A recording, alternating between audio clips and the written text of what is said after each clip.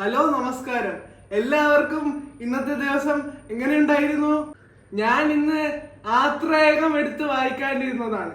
പക്ഷേ അതിന്ന് തീരാത്തത് കൊണ്ട് ആ ശ്രമം ഉപേക്ഷിച്ചു. പകരം ചാർലി ചാപ്ലിന്റെ ഒരു ബയോഗ്രഫി വായിച്ചു. ഇന്ന് പ്ലേ സ്റ്റേഷനൊക്കെ ഒരുപാട് കളിച്ചു. കാരണം സ്കൂള് തുറന്നാൽ ഇതൊന്നും നടക്കില്ലല്ലോ.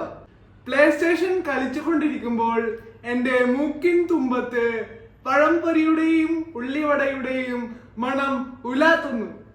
ശ്രദ്ധിച്ചപ്പോൾ മനസ്സിലായി, മണം പുറത്തു നിന്ന് എവിടെ നിന്നുമല്ല, സ്വന്തം വീട്ടിലെ അടുക്കളയിൽ നിന്ന്. അപ്പോഴാണ് ഒരു കാര്യം ഞാൻ ഓർത്തത്.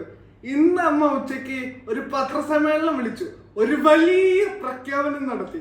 കടലമാവ് കിട്ടിയാൽ ഉള്ളിവട ഉണ്ടാക്കാമായിരുന്നു. പിന്നെ അച്ഛന്റെ ഊഴമായിരുന്നു. കടയിൽ പോയാൽ സാധനം വാങ്ങാൻ മറക്കുന്ന അച്ഛൻ ഇന്ന് പൂർണ്ണ ഉത്തരവാദിത്ത ബോധത്തോടെ കടലമാവും വാങ്ങി വീട്ടിലെത്തി. അമ്മ പെട്ടു. ഒഴിഞ്ഞു മാറാൻ രക്ഷയില്ലാതായി.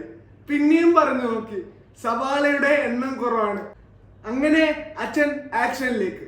ഞൊടിയിടയിൽ കടയിൽ പോയി സവാളയും വാങ്ങി, അഡീഷണലായി ഏത്തപ്പഴവും. അങ്ങനെ നമുക്ക് പണി ഡബിളായി.